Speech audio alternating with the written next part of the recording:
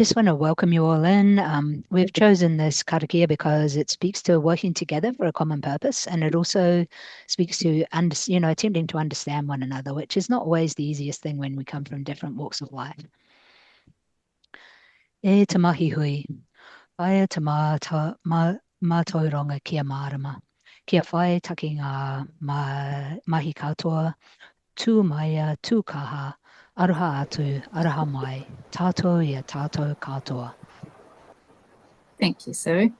For those that don't know me, I am Lucy and I am the Community Waste Educator here at the Seagull Centre in Thames. The Seagull Centre has been supporting the Zero Waste Network over the past 6 months or so with advocacy for a beverage container return scheme here in New Zealand. We've got lots of things going on at the moment, and the big one at the moment is our Black Soldier Flies project and our Every Bite program that we are running. I recommend you get along to Falls Retreat and have a look at their website, have a look at our website and sign up for one this Sunday. It'll be great fun. So let's get into our webinar. So before I introduce our experts today, let's do a quick recap from our previous webinar. In the last one, we talked about what makes a container deposit return scheme successful. To get high return rates of 85% or more, it has to be super easy for everyone to take their empties back and claim their deposit. Overseas experience shows that high-performing schemes share common traits.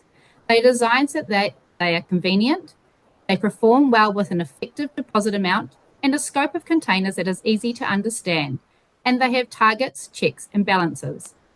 Sue Cootes explored the value of having drop-off points at supermarkets, which most New Zealanders have nearby and visit often, to create a very convenient nationwide return network, as well as drop-off points at local reuse and recycling centres, which are places people already go to drop off their recycling, reuse items and end-of-life products like batteries and e-waste. Polly Brownlee spoke about the 20-cent deposit. It needs to give people an adequate incentive to return their empties for recycling or reuse, and why we need to include drink containers made of glass, plastic, metal, and liquid paperboard in the scheme. Robbie Kilman shared some of the issues that are holding the Australian Container Network scheme back and how New Zealand can learn from these. If you missed our first webinar or need a refresh, I recommend heading to the Zero Waste Network website or our YouTube channel to watch the webinar in full. So let's introduce our speakers. Sue Cootes. Sue has been involved in the resource recovery industry for 25 years. She ran Wanaka Wastebusters for almost 20 years, which gave her a good understanding of what it takes to run local recycling centres. Nowadays, she works with the Zero Waste Network to support the development of practical tools that support us to step closer to a zero waste.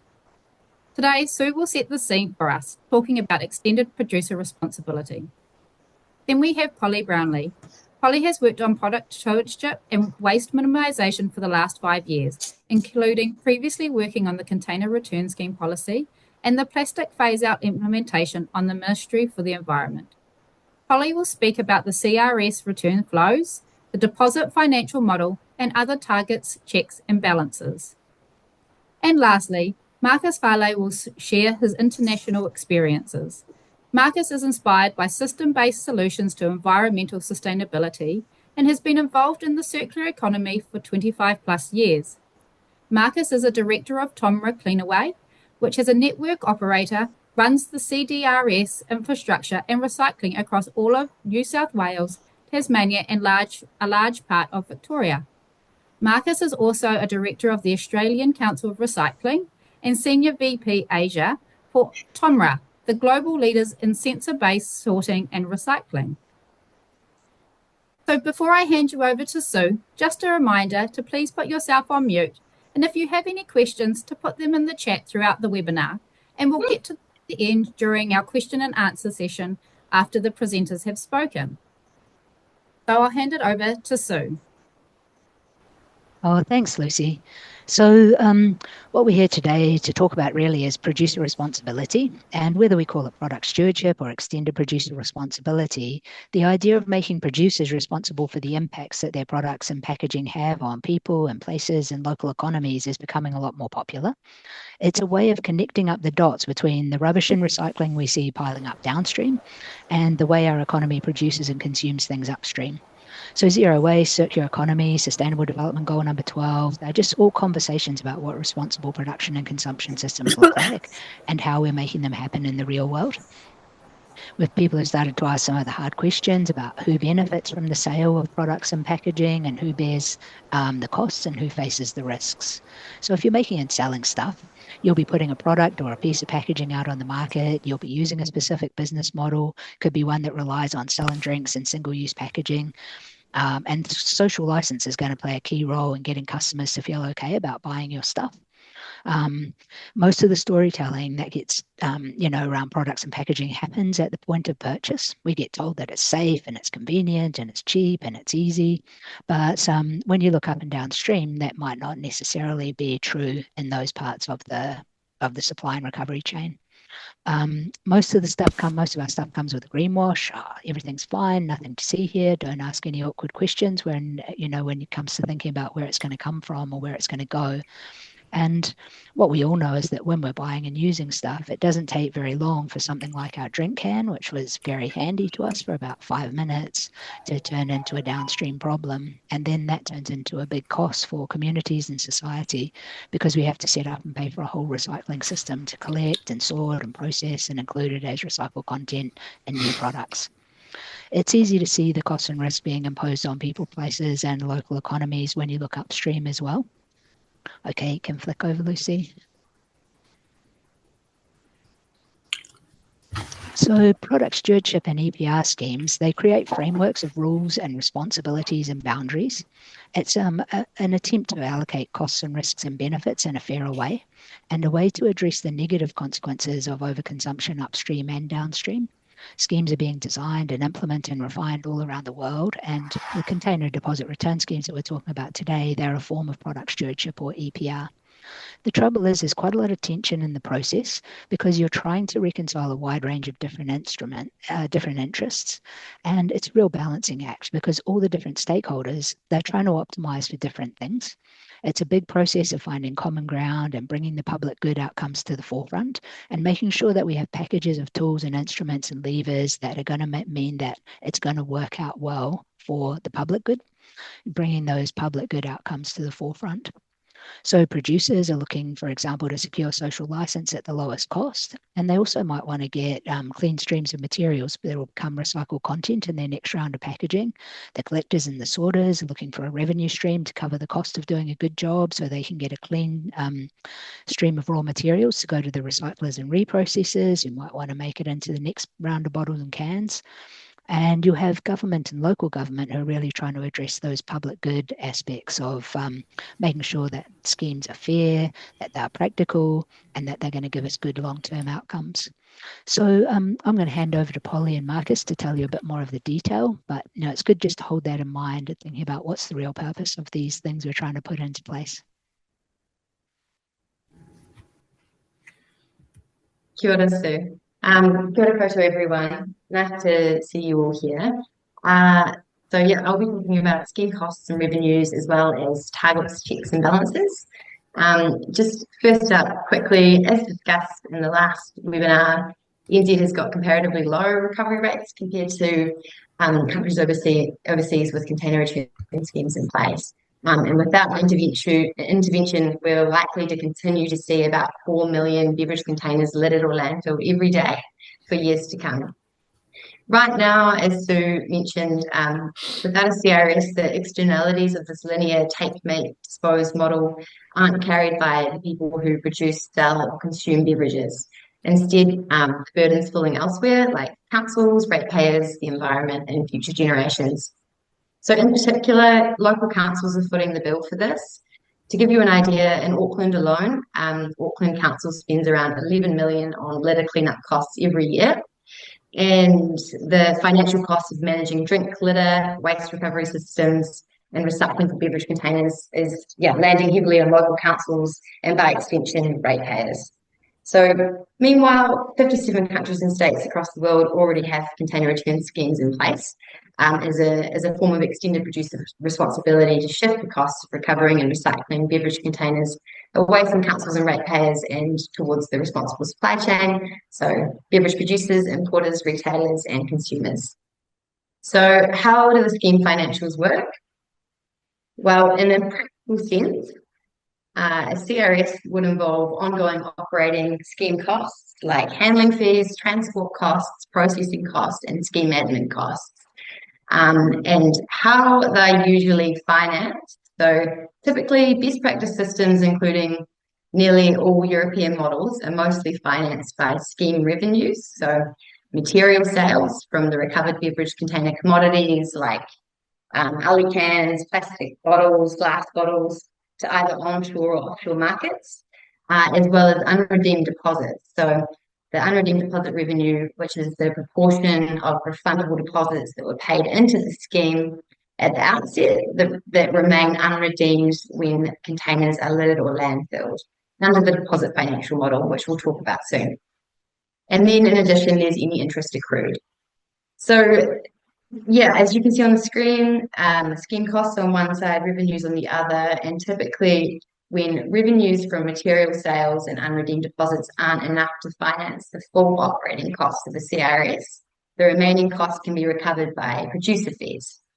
And so the producer fee, which is also known as the EPR fee, scheme fee, or admin fee, tops up the shortfall. It's essentially a balancing act, and beverage producers are charged this producer fee as a per unit cost for all beverage containers going onto the market under a deposit financial model, which is in addition to the 10 or 20 cent refundable deposit that they pay on every container. Essentially, this means tapping into producers to help to fund the difference in fund the scheme. And at its core, this is what extended producer responsibility is. It's where producers bear the financial and operational responsibilities for ensuring that their own products and packaging is collected, be recycled or reused.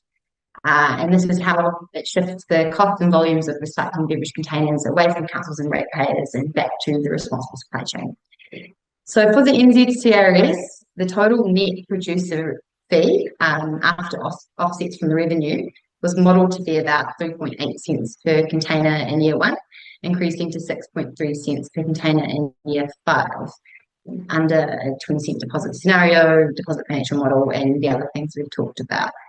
So in practice, some beverage producers may choose to absorb some of the scheme costs rather than 100% passing that through. And so the consumer-facing cost increase there might be slightly lower than that. But yes, if a CRS does proceed, the fee is likely to be set by the PRO in line with the particular framework that would be set up by government, which is sort of what we've seen in the consultation on legislation. Okay, next slide, please, Lucy. So handling fees, just want to zoom in on that for a quick second. So aside from having an effective refundable deposit and producer fee, handling fees are a key component of what makes deposit return schemes work so well across the world. Handling fees refer to the fee typically paid by the scheme operator to CRS return point operators to compensate the costs associated with collecting, sorting, and handling empty drink containers from consumers.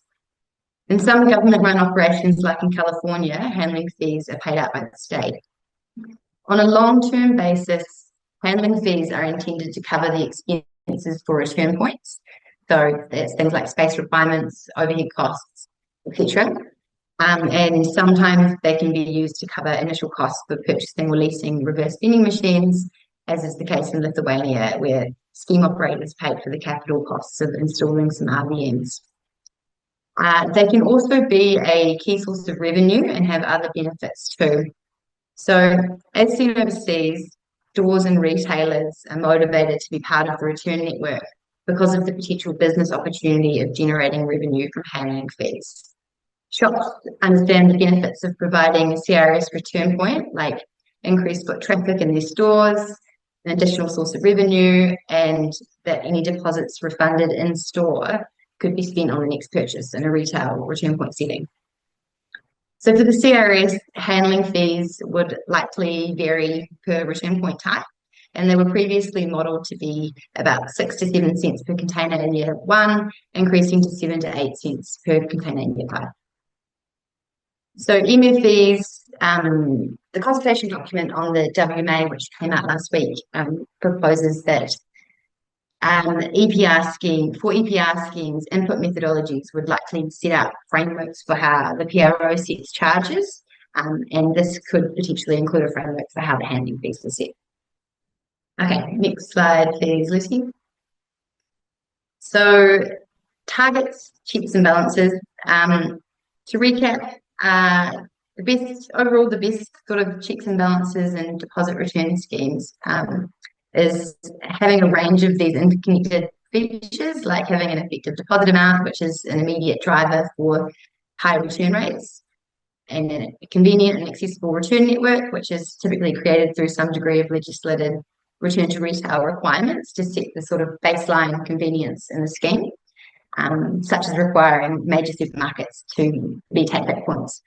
I won't go into that. That was discussed in the last webinar, so you can find that on Zero Waste Network's YouTube channel. But in addition to that, legislated return rate targets and the deposit financial model are typically used overseas to help hold schemes accountable and make sure they're achieving recovery rates. So first up is the deposit financial model. Next slide, please, Lucy. Under the deposit financial model arrangements, producers pay the refundable deposit and fees to the PRO on every eligible, registered and approved beverage, whether it's returned to be recycled or not. This ensures accountability and aligns with the polluter pays and product stewardship principles. So one of the key strengths of this model is its ability to self-fund and offset scheme costs, as we talked about earlier. So revenue from unredeemed deposits and the sale of containing materials helps to offset the cost of the system, which reduces costs to both producers and consumers. Unclaimed deposits can be pretty significant, especially in the early years while people are still working out how to be involved and participate in the scheme. So, for example, in Lithuania, their scheme generated about 27 million New Zealand dollars equivalent in the first year. And in Oregon, in 2021, about 2 billion containers were returned, so an 84% recovery rate, which is really high. And they still had about a $63 million NZ dollar equivalent in unclaimed deposits, which were reinvested back into the scheme to strengthen the system. So a key advantage of the deposit financial model is that it's self-funding from the outset too, and it doesn't require a government loan because of this initial deposit flow. However, unredeemed deposit revenue does need to be regulated to prevent perverse incentives. So we consider that revenue should be specified to go back into improving the scheme, and that it should be specified to offset scheme costs, fund infrastructure, and potentially support reuse. We support the deposit financial model over the redemption financial model, which is used in Australia, because it supports high return rates, is financially sustainable, and enforces producer responsibility as seen in Europe. But just to reiterate, success depends on the interplay with this model and arguably other more important features like an effective deposit amount, return network, and recovery targets and other checks and balances. So to talk about return rate targets briefly, return rate targets are needed to ensure that the system works towards high return rates of 85% or more, as seen in international best practice. Sorry, Lucy, just next slide, please. Just waiting for that. It's just my screen. Oh, there we go. Great. Yeah, so to hold the scheme accountable, return rate targets should be embedded in the legislation, and also underpinned by clear and automatic consequences if the targets are missed. An example of this sort of not working very well is in Australia, whereby despite having recovery targets of 85% in both Queensland and Western Australian schemes, both schemes have failed to achieve this target with limited mechanisms to address the gap. Key challenges in their schemes have included a low refund amount, inconvenient return network, and perverse incentives to keep recovery rates low initially under the redemption financial model. So in February, Queensland government has actually launched a parliamentary inquiry into its program due to its failure to meet the targets. And one of the submissions to that process, which is the Australian Council of Recycling submission, has noted that a mechanism for government intervention should be in place in the event that recovery rates fall below agreed levels, with the ability to raise the refund amount or address other root causes of failure. So Oregon provides a really strong example of this approach in action. In their deposit return scheme, they have got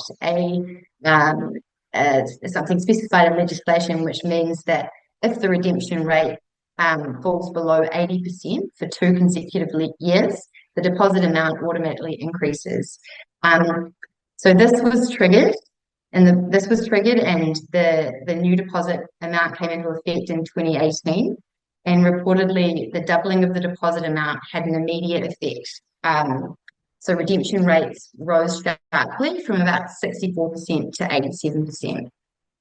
So all in all, for New Zealand's scheme, we would definitely support the legislative return rate target 85% from year 3, 90% from year 5, and then also regulated consequences for if targets aren't met, like compliance notices, fines, penalties, and automatic mechanisms to increase the refundable deposit by 10 cents and to increase the number of return points, both mechanisms aimed at improving performance and convenience and recovery rates. And then in terms of the primary waste legislation, which is out for consultation, we're pleased to see that this looks like it would provide the Minister with powers to set regulatory parameters for EPR schemes, like mandatory return rate targets and requirements where targets aren't met. So this sets the tone quite well in this space. Next slide, please. So additional checks and balances. So globally, schemes use different degrees of regulatory or structural controls to balance the incentives and interests. We're pleased to see that the new waste legislation proposes stronger checks and balances and that would be built into new future EPR schemes, which would include stronger monitoring and intervention powers for the Minister for the Environment. So as you can see on the screen, sorry, it's quite wordy, but some of the proposed monitoring and intervention powers include requiring reports and information from an EPR PRO, producer responsibility organisation, and we would also want that to ensure that we would also recommend that the PRO should be required to report annually or biannually on performance against return targets. Other powers include requiring the PRO to replace an existing scheme charge with a scheme charge specified by the Minister, issuing gazette notices for exemptions, reviewing the operation of the scheme after a specified period of time. We would also recommend that this review of the scheme would be explicitly of year 3, for example, or earlier if warranted, to ensure that the scheme is performing against targets and objectives. And any review of the scheme could include reviewing progress against performance, the scope of containers and exemption, progress towards achieving an increased share of reusable beverage packaging, as well as the deposit amount and return network. And so, next slide, please. Cool. And then lastly on this is that the consultation document also notes that if scheme performance issues do arise within EPR schemes, the Minister would have the following intervention powers. So they'll be able to appoint a Crown review team, for example, to investigate and report on issues, appoint a Crown manager, potentially to act with or in place of the PRO board, dissolve the PRO board as a last resort, which is a strong and necessary backstop, and take over and manage assets of the PRO, and also make changes to the board. So we support these powers. These are good intervention powers to have in EPR schemes. And we also support the automatic triggers and responses, which we discussed previously, as well as stronger transparency of data as well. So that helps to hold the scheme accountable. So, for example, just back a slide, sorry, Lucy. The PRO would be required to frequently publish key metrics like sales volumes, performance metrics, return network volumes on something like a clear online dashboard so that the public is able to see what's happening as well, and there's more transparency within the scheme. And lastly, additional targets.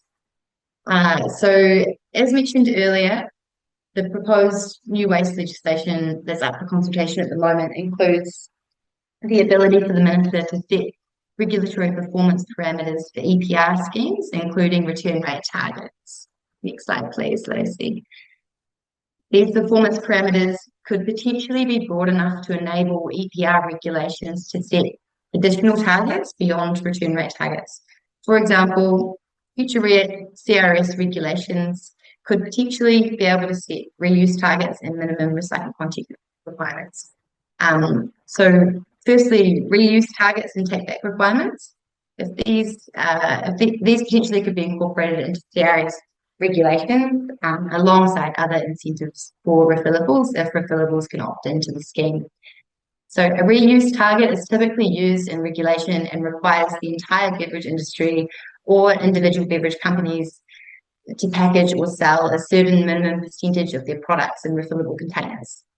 Overseas, 27 countries reportedly have a DRS for refillables alongside single use, mainly in Canada and Europe, and a few jurisdictions obligate producers to meet reuse targets. So in Germany, they've got a refillable quota of 50% for beverage containers, and they've got a reuse target of 70%. Latvia also has a CRS in place, and they have incremental reuse targets for beverage container glass, starting at 5% and then increasing to 15% from 2030. And then Austria's CRS, which is due to start this year, has got a reuse target of 30% for beverages to be sold in reusable containers by 2030, although they do have a larger refillable market share already of about 27%. And yeah, also on reuse is that EU member states currently they require final distributors of alcoholic and non-alcoholic beverages to offer 10% of their products in reusable packaging. And larger distributors are also required to take back used reusable packaging at or near the point of sale. So things like these could potentially be brought into the regulations to cater for reuse. And then lastly, on the minimum recycled content targets. So minimum post-consumer recycled content targets could also be included in CRS legislation regulations. So, for example, Sweden has got a 25% recycled content target from 2025 for PET bottles. Netherlands has got a 30% target for PET bottles as well. And California has got a 25% recycled content target, which increases to 50% by 2030. And lastly, the EU Single-Use Plastic Directive stipulates that EU member states need to incorporate 25% recycled content PET beverage bottles from this year, and that increases to 30% from 2030. So overall, an NZ scheme minimum recycled content targets could be included, and we would advocate that they could be included in future CRS regulations, and these could be reflected in the eco-modulation of the scheme fees. So all in all, having the targets, checks and balances that we've discussed today is really helpful to hold the PRO accountable, to ensure that the CRS achieves its objectives, achieves high recovery rates, and achieves its policy objectives too. It's also essential to bringing New Zealand up to scheme with its European counterparts, who are already achieving high beverage container recovery rates. So that's all from me. I'll pass over to Marcus now, who's joining us from TOMRA, who will share some international insights. Thanks, Marcus. Great. Thanks, Polly. Many thanks. And thanks for inviting me to be here today. And good afternoon, everyone. Great to be with you. I have to say there was some great information you just shared, Polly, and I'm not sure how much extra information I'll be able to share, but the idea here really was to share a few international examples and maybe expand on some of the points that Polly's already touched on. So this slide is actually a slide showing the essentially the financial scheme or the scheme financial structure of a system. This particular one is from Norway. Norway has a very good history of publishing its scheme fees transparently every year as part of an annual report. What I will say is that the percentages will vary quite significantly from one scheme to another, depending on the scope of containers that are covered, the return rate, the deposit value, a few of those things. So this isn't so much to talk about the particular percentages you see under the categories, but more the overall principle of how the funds are balanced in any scheme. So if I just run through this slide from in the chart left to right, we start off with the costs in the scheme. And the first category there is handling fees. As Polly mentioned earlier, that essentially is designed to cover the costs and the margins of collection points, whether those collection points are retailers that are offering a return to retail service, or whether they're depots or other community centres that are offering that service. So that's a handling fee paid out by the managing agency. That tends to be, along with logistics or transport, the biggest elements of the costs of running the scheme. So the next one over to the right there is logistics or transport, collecting these containers from all the various collection points around the country, bringing them back to a processing centre and for validation. And that processing and validation is usually conducted centrally, sometimes at one location, sometimes at multiple, depending on the particular demographics and geography of the state that is legislated. And that's covered under this next title there, other production costs. So that's the processing side, and that's also where the material is sometimes further sorted and then baled for sale to recycling markets. And then you have the administration and marketing, depreciation of any assets for the production, etc., which is your final category of costs. These are important, and there needs to be someone that's actually running the system. They have people managing that, protecting from fraud, controlling the integrity of the scheme, producing the various reports, making sure that the scheme is a transparent one. And marketing is obviously very important, and education is critical, that when you introduce a CDRS, as I call it, container deposit refund scheme, that the public generally know about it and engage with it. So those are the primary categories of cost, and those are balanced essentially in most systems. And I say that because most systems are run kind of as not-for-profit producer responsibility systems. So those are balanced with you can see on the right as the green, which represents the income to the scheme.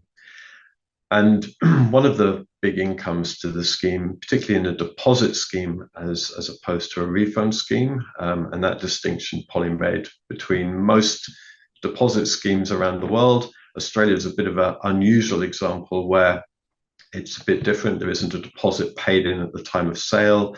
The scheme operator or managing agency can't rely on that as an income source. So the funding structure is a little different. But in most schemes, the deposit is paid to the managing agency in some kind of escrow arrangement at the time the producers put their containers onto the market. And the deposits are paid to consumers through collection points when the containers are returned. And the difference between those that are put to market and those returned are the unredeemed deposits.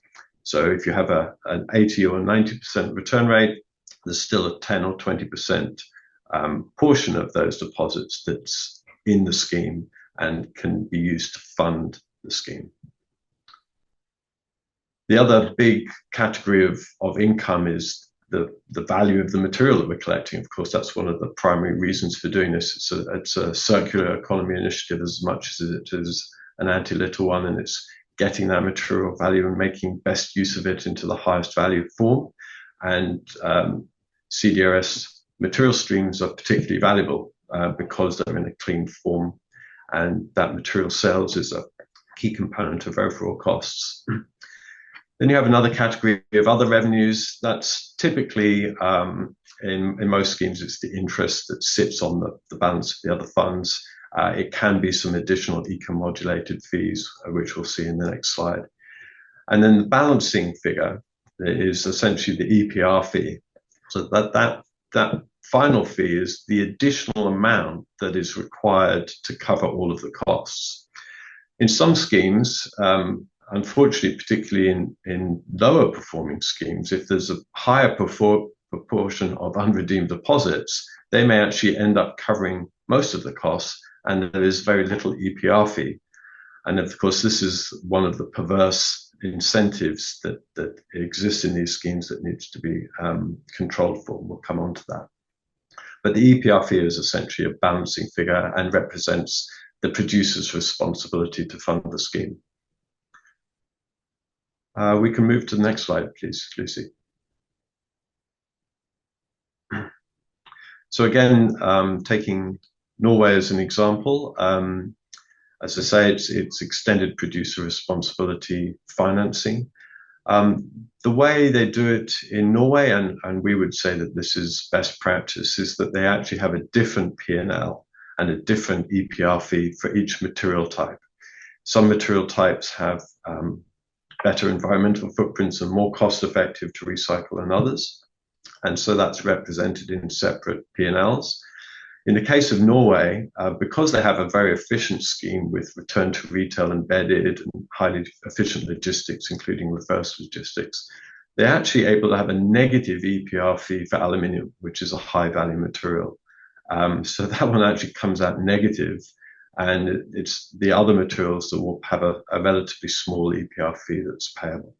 So for instance, PET bottles will end up with a tenth of a NOK, which, if my maths is roughly right, is something like 1.5, something around 1.5 New Zealand cents.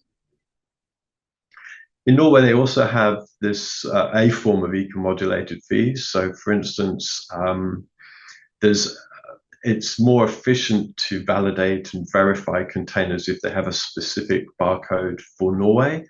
For manufacturers and producers that choose not to do that, share the same barcode with neighboring Sweden, Finland, Denmark, other nations nearby, then they have an additional fee because that requires a little bit more work to verify accurately. They also have surcharges for light blue containers, which aren't so easily recyclable. The markets aren't so well developed. Or for colored containers with sleeves that cover more of the bottle because that sleeve may not be recyclable, or so there can be additional fees that are a form of eco-modulation that can help incentivize manufacturers into more sustainable packaging also. We can move to the next slide, please, Lucy.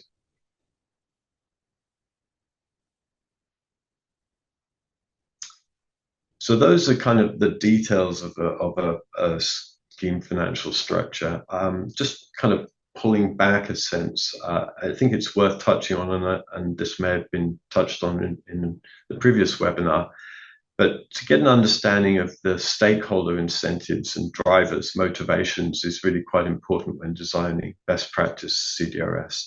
So generally, the recycling industry or the service providers, whether that's the retail collection points, other collection points, or the logistics providers, they're typically paid by container, sometimes by ton, but mostly by container. And so therefore, the more containers that are recycled and returned, the higher their income. And there's a nice alignment of interests between the social and environmental aims of the government and of the scheme and those operators. And at the same time, the cost per container returned goes up. Cost per container returned actually goes down as you collect more containers due to economies of scale. You're using the infrastructure with greater economies, and that goes down. Eventually, if you hit sort of 95% or above to get that very last marginal bit, there may be some additional increase marginally at the end. But essentially, the costs will decline as you manage to get more material through the scheme. But those are the costs per container returned. And if we move to the next slide, this is sort of the key thing to understand. The impact for beverage industry is not on containers returned, but it's the containers that they sell. And of course, their total costs and their total cost per container sold go up as the return rate increases. And that's, I guess, common sense in the sense that every extra container that is being sold means a payment of that refund back out to a consumer, and those various fees, the collection handling fees, the logistics fees, etc., that are required to be paid to the parties that have collected that container. So unfortunately, what that means is that there is this perverse incentive with the producers where if the return rate is lower, they're saving money relative to a high return rate. And this is just a chart that illustrates this in the context of Queensland and Australia. They have a target of 85%. They're currently collecting just over 65%, maybe 67%. This chart just shows the difference between a 70% return rate and a 90% return rate is of the order of actually just over $100 million bottom line to the beverage industry every year. So that 20% difference is a very, very significant financial incentive. And of course, when we design schemes like this, it's extremely important that we recognize that perverse incentive and we control for it. So if we move on to the next slide, I think we have some examples of how this is done in various markets around the world. And again, I think this echoes some points that Polly was making. So again, to address that producer's perverse incentive, the main way actually it's done around the world is simply to make the scheme so convenient that the return rate is going to be high. And convenient and the deposit rate to be high enough that people will return enough containers and you get good outcomes. And that kind of guarantees convenient infrastructure and therefore high return rates. And that, the majority of markets around the world, especially the majority of high performing markets, are actually using return to retail legislation to underpin their schemes. There are, however, markets that don't do that approach or have different approaches to addressing this perverse incentive. Norway, interestingly, although you'll have returns at all retailers, pretty much every grocery retailer, it's not legislated, but they have a tax in Norway where the tax is set at quite a high level when you sell a container. And that tax is governed by the return rate in the scheme. So as the return rate goes down, and this is the chart you can see on the right here, with some words in English and unfortunately some words in Norwegian, but the principle is essentially that the green represents the tax. And as you can see, as you move along the x-axis there towards the right, that tax reduces dramatically until they get up to a target of 90% and it reduces to a minimum. So what that does is it provides extremely powerful incentive for both retail and producers to find the most convenient and effective way, cost-effective way of returning containers up to that target. And the way they do that is actually return to retail. but it's not return to retail by default. Other ways that this is dealt with, particularly in Australia, we don't have return to retail legislation here. That generally means that our return rates, unfortunately, are well below best practice. But there are other ways of addressing this perverse incentive, and the way that's done in New South Wales, Victoria, and Tasmania, also ACT in Australia, is that the government has basically designed a scheme with two layers, where the scheme coordinator or the managing agency is run by the beverage industry, and they're responsible for kind of auditing the scheme, reporting on it, making sure that the network operators are doing their job effectively and there's no fraud within the scheme. And in many cases, they're also responsible for marketing the scheme. And then you have a second tier, which is the network operator, which is responsible for designing the actual collection point network and operating that either themselves or through third parties, collecting the containers, recycling the containers. And what that does is it makes sure that the network operator, they're incentivized by being paid per container. So again, their interests are aligned with better return rates, and they can then be free to design a scheme that is as convenient as possible within the bounds of the scheme design to get a high return rate. Another elegant solution, which Polly already touched on, so I won't spend much time on, but is the one found in Oregon, the US. What they set a target from memory, I think it's 80%. If that target is not reached 2 years in a row, then there's an automatic doubling of the deposit rate, so that boost the return rate again up to that, and indeed it has been used and has been proven very effective. So I guess the final point I'll make is that these ways of controlling for that perverse incentive are really very important, and markets without such safeguards, when they're not designed into the scheme, are likely to have only modest return rates in the long run. So it is a very important factor to consider at the start when designing a scheme. Thank you, and I think we're all available for some questions if there are any. Awesome, thank you everybody. Right, we'll head into the chat, and if you've got any questions, I'll give you a few minutes just to chuck something up, and then we'll get underway.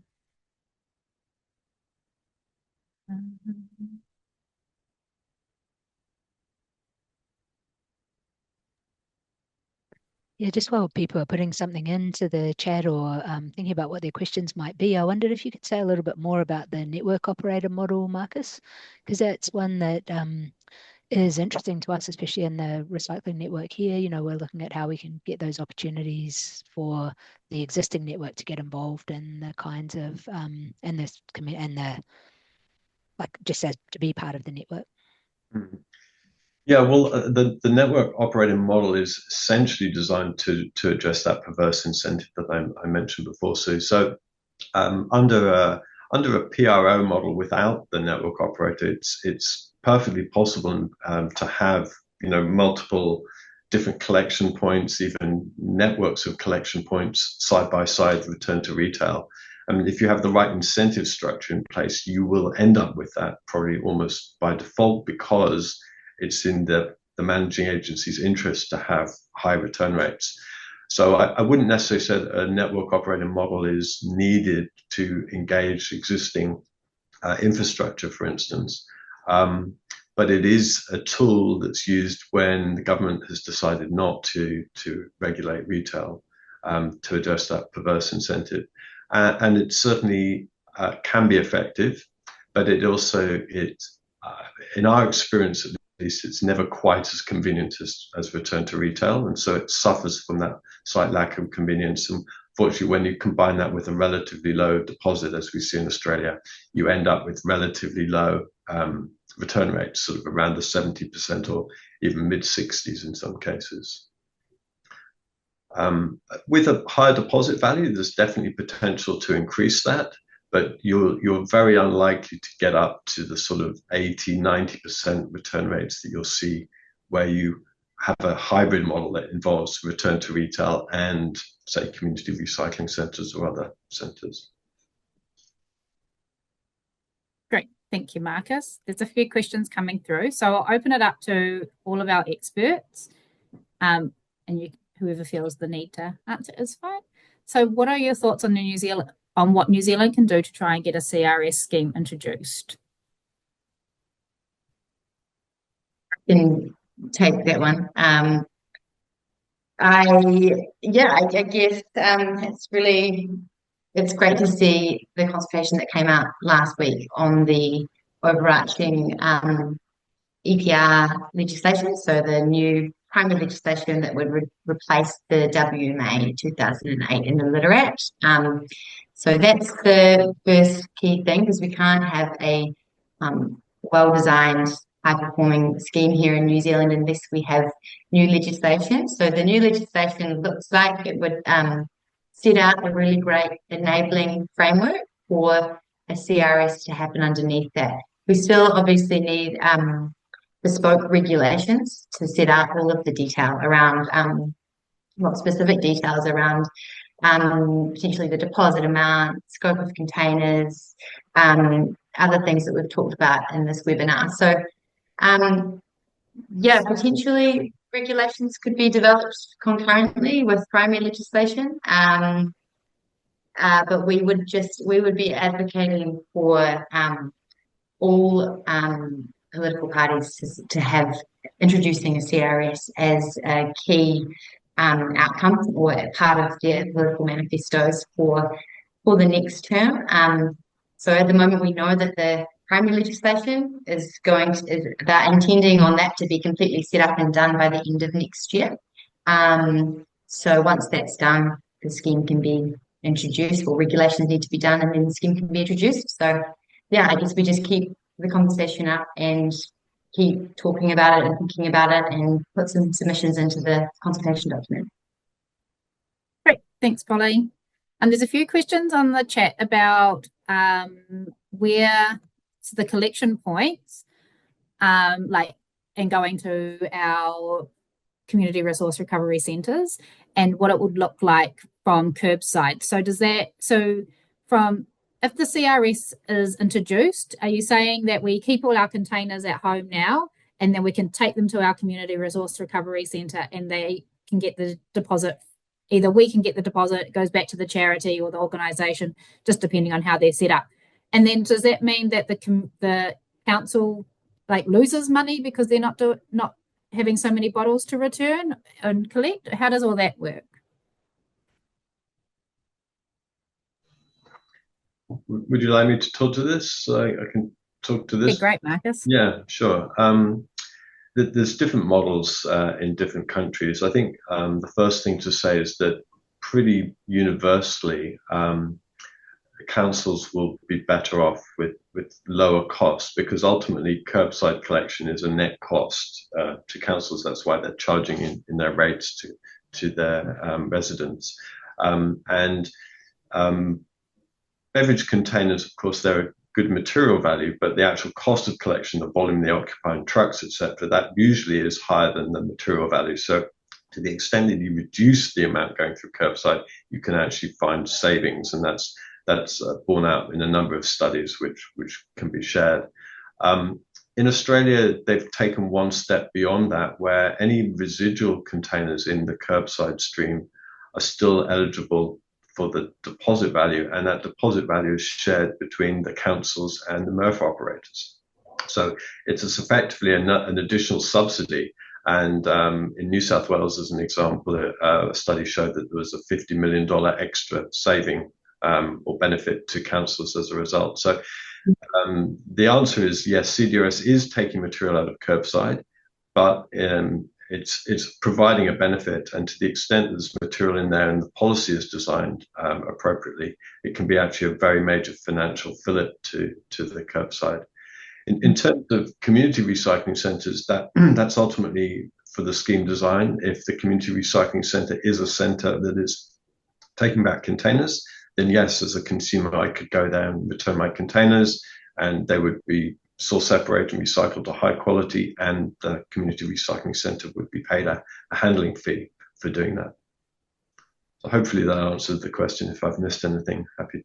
That's great. I'd just add, Marcus, that it was the same in the case for the NZCRS. So the previous cost benefit analysis, which supported the policy, modelled the benefits for councils to be $50 million in year one through reduced curbside collection and landfill and litter costs. So, and there's increased value of the beverage containers that remain at the curb and yeah, possibly would be subject to a 50-50 split arrangement for the unredeemed deposits. Yeah. Fantastic. Thank you. I think we've covered most of the questions in the chat today, and I'm just looking at the time and very mindful of the time. So we might finish up there. So I just want to say a massive thank you to our speakers today, Sue, Polly, and Marcus. I know you've given up a lot of time and you're very knowledgeable in these areas. So we want to thank you again. We want to thank all our guests for attending. And I hope everyone's gone away with what they understand as a well-designed container deposit return scheme for New Zealand. We have another webinar coming up in mid-May about the consultation on the proposed waste legislations. So keep an eye out for that. It will follow on from the container return scheme and what we need to do to get it over the line. So on that, we will head over to Sue again on our closing karakia. And then once she's finished, you're more than welcome to head off. So thank you very much. Okay, thanks so much, everyone, for being so interested in this topic, which we are very fascinated by. And we've chosen this closing karakia because it reminds us to care for everything that brings us life as we leave this session and go back out into the world. Aio ki te rangi, aio ki te whenua, aio ki ngā mea katoa, tihe mauri ora. Great. Thank you, and ka kite. Have a lovely day.